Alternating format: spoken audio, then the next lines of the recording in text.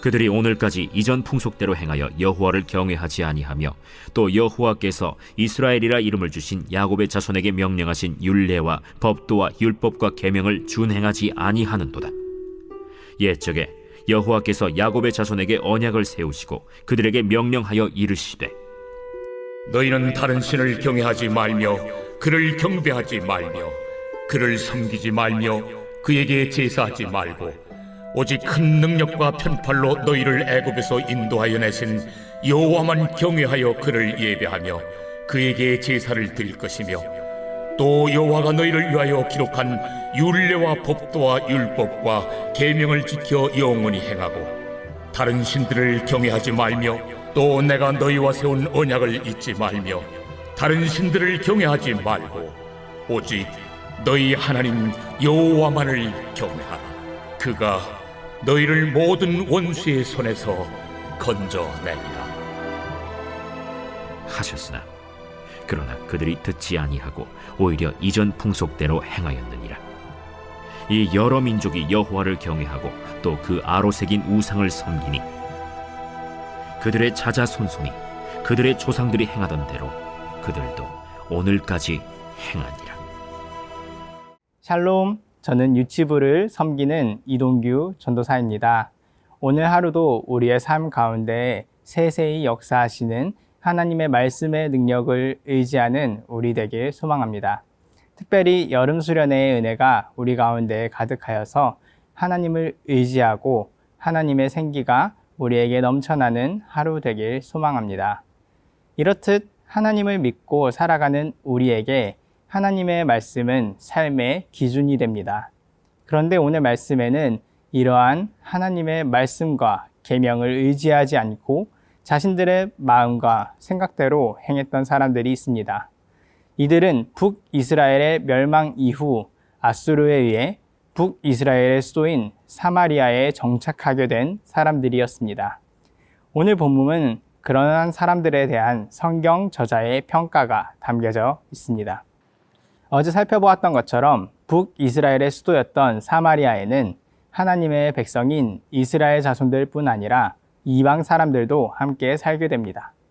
이들은 여호와 하나님을 예배하는 것뿐만 아니라 그들이 원래 섬기던 신까지도 섬겼습니다. 그리고 오늘 본문은 이렇게 혼란한 상황의 북이스라엘의 마지막 모습에 대한 평가를 남기고 있습니다. 오늘 본문에 나오는 북이스라엘에 대한 평가를 통해 우리의 모습을 돌아보고 그렇다면 하나님께서는 우리가 어떤 신앙생활을 하시기를 원하시는지 함께 살펴보도록 하겠습니다. 본문 34절을 함께 읽어보겠습니다. 그들이 오늘까지 이전 풍속대로 행하여 여호와를 경외하지 아니하며 또 여호와께서 이스라엘이라 이름을 주신 야곱의 자손에게 명령하신 율례와 법도와 율법과 계명을 준행하지 아니하는도다.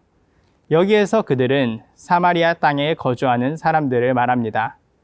사마리아에 거주하는 사람들은 분명 제사장으로부터 하나님을 경외하고 예배하는 방법을 배웠습니다.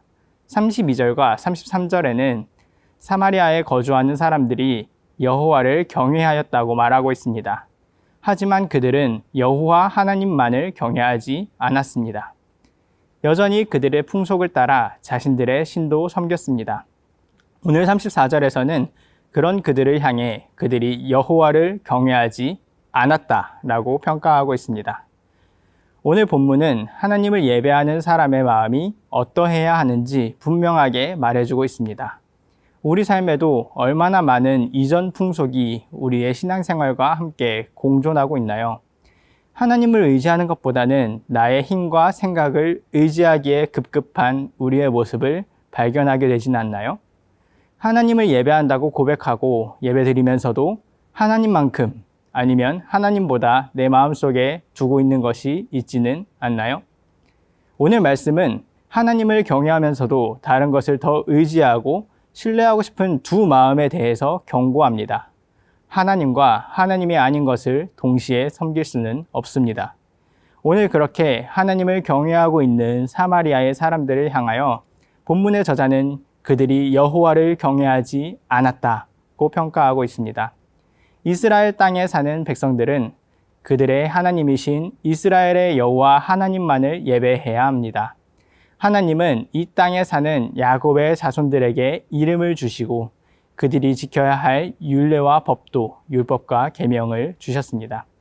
하지만 그들은 이름을 주시고 계명을 준 분인 하나님을 경외하지 않았습니다.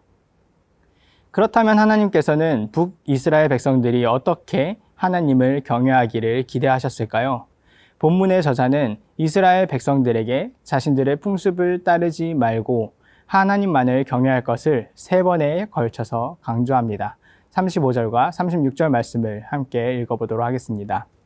옛적에 여호와께서 야곱의 자손에게 언약을 세우시고 그들에게 명령하여 이르시되 너희는 다른 신을 경외하지 말며 그를 경배하지 말며 그를 섬기지 말며 그에게 제사하지 말고 오직 큰 능력과 편팔로 너희를 애굽에서 인도하여 내신 여호와만 경외하여 그를 예배하며 그에게 제사를 드릴 것이며.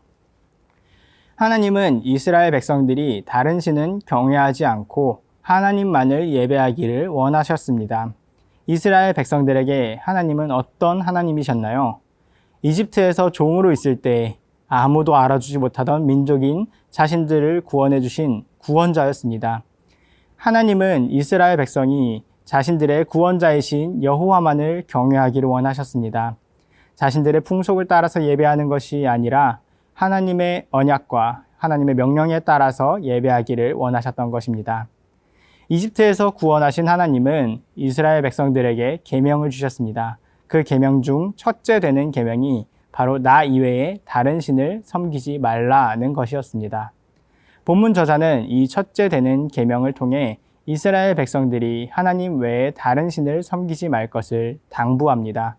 이스라엘을 이집트에서 구원하신 분이 하나님이라는 것을 기억하고 하나님만을 예배하는 것을 당부하는 것입니다.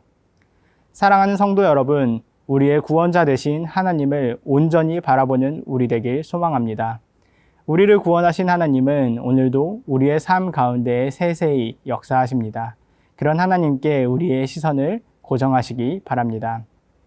이렇게 십계명 제1계명을 통해 하나님만 예배할 것을 촉구한 후에 본문은 하나님의 율법을 순종하고 언약을 준수할 것을 당부합니다.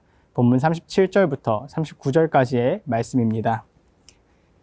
또 여호와가 너희를 위하여 기록한 율례와 법도와 율법과 계명을 지켜 영원히 행하고 다른 신들을 경외하지 말며 또 내가 너희와 세운 언약을 잊지 말며 다른 신들을 경외하지 말고 오직 너희 하나님 여호와만을 경외하라. 그가 너희를 모든 원수의 손에서 건져내리라 하셨으나. 오늘 말씀은 하나님을 경외하는 것이 우리의 삶과도 긴밀히 연관되어 있다는 것을 강조합니다.